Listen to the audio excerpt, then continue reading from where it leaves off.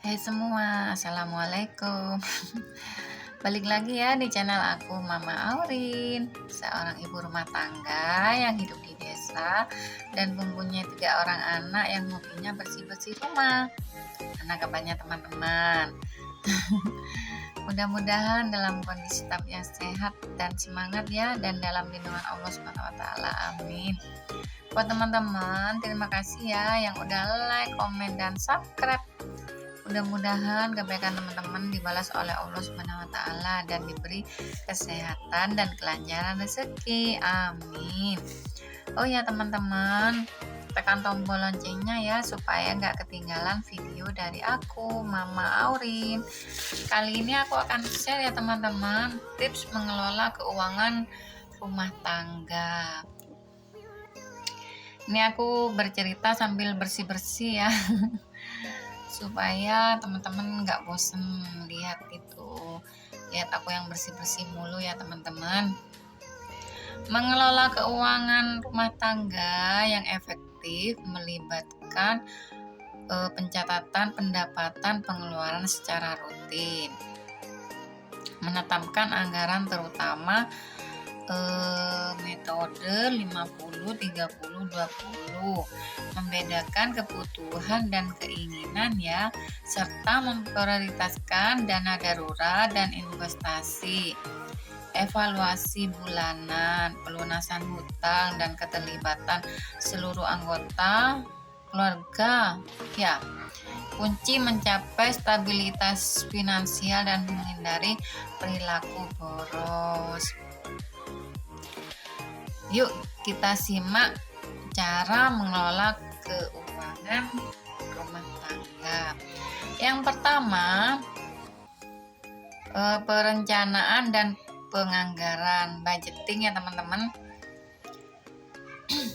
Di antaranya catat arus kas. Catat semua pemasukan, gaji, bonus, dan pengeluaran secara detail untuk memantau arus uang. Terapkan prinsip 50-30-20. Alokasikan pendapatan untuk kebutuhan pokok, cicilan, makanan, listrik, untuk keinginan, hiburan atau hobi, dan untuk tabungan atau investasi yang untuk ditabung atau disisihkan ya teman-teman. Buat skala prioritas. Bedakan kebutuhan primer dan keinginan. Dahulukan kebutuhan mendesak. Ya, di sini kita harus mendahulukan kepentingan yang mendesak ya teman-teman, terutama kepentingan kebutuhan dapur kita untuk memasak, umpamanya beli beras, beli minyak, beli gula, yang intinya mau dipakai hari ini juga ya teman-teman. Itu harus kita dahulukan. Jangan kita membeli baju dulu, terus sepatu, barang-barang branded ya. Itu nggak boleh teman-teman. Kita harus mendahulukan kebutuhan yang mendesak dulu, baru kita kalau ada uang lebih bolehlah kita untuk membeli baju atau tas-tas branded ya, silahkan kalau udah kita bisa memenuhi kebutuhan yang mendesak dulu.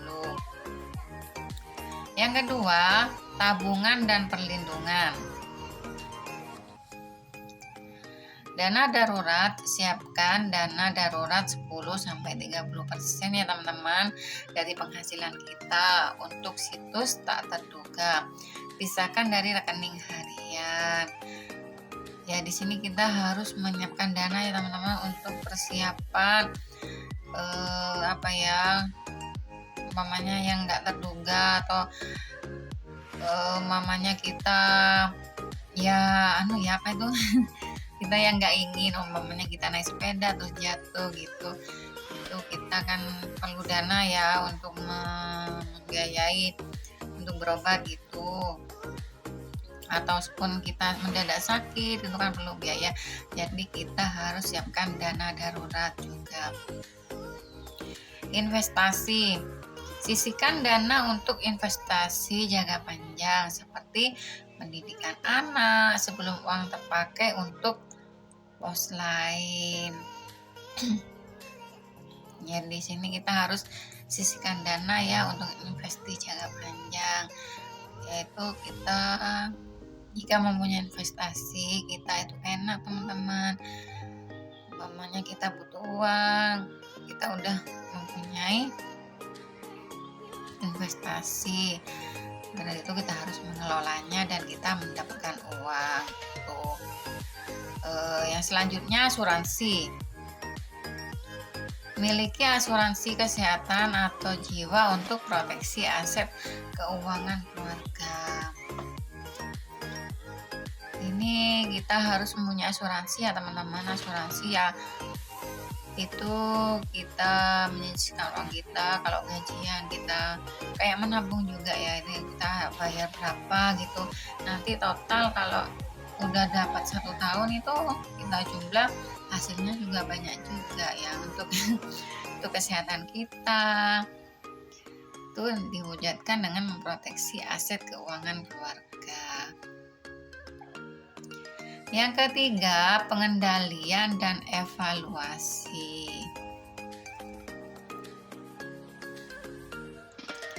Batasi utang.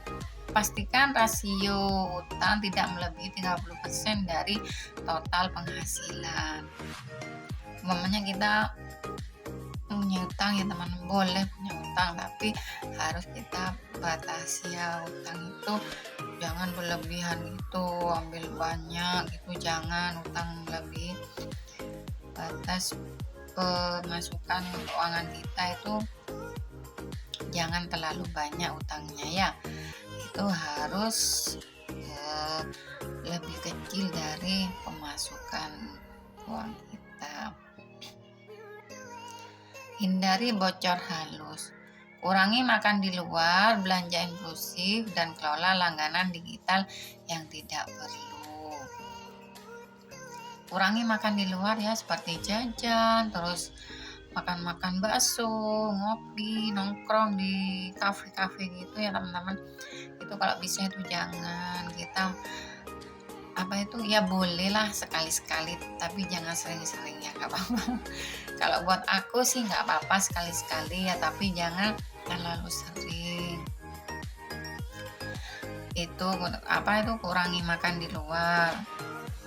Kalau kita beli ikan di pasar terus masak sendiri, alangkah enaknya gitu ya teman-teman. Makan di luar porsinya cuma berapa orang itu habisnya udah banyak. Kalau kita masak sendiri ikannya beli, kan kita bisa hemat gitu teman-teman. Jadi kita harus menghindari bocor halus. Evaluasi berkala. Lakukan evaluasi keuangan bulanan bersama pasangan untuk memantau kesesuaian anggaran. Ya, kita harus lakukan evaluasi keuangan bulanan ya. Itu harus ada di dalam keluarga. Jadi kita mempunyai evaluasi keuangan berkala gitu teman-teman. Itu cara kita untuk mengelola keuangan di rumah tangga. Yang keempat, tips hemat harian.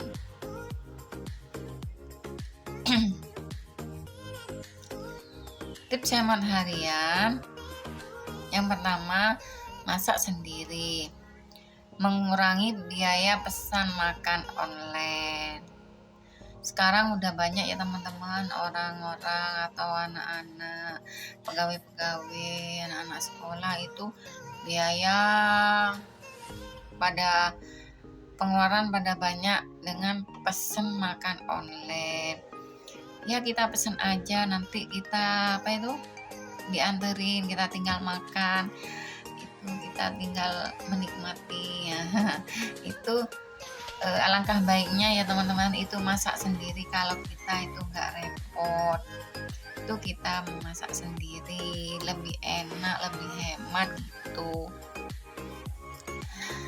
Selanjutnya, belanja mingguan. Membuat daftar belanja agar belanja lebih terarah. Sebelum kita belanja ya teman-teman, sebelum berangkat kita harus mempunyai daftar belanjaan apa yang harus kita beli dan apa yang kita harus yang nggak ada di rumah itu dicatat ya, apa yang harus kita beli itu kita harus catat, apa yang nggak ada manfaatnya kita hindari dulu aja ya teman-teman. Gunakan wifi. Memanfaatkan fasilitas yang ada untuk menghemat kuota. Ya sekarang banyak ya orang-orang yang menggunakan wifi di rumah-rumah untuk menghemat kuota di HP ya. Kita menggunakan wifi bisa seluruh keluarga itu bisa menggunakan HP juga, menggunakan kuota dari wifi, gak usah beli paketan, itu lebih hemat.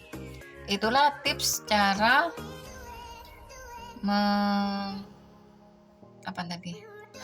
lupa.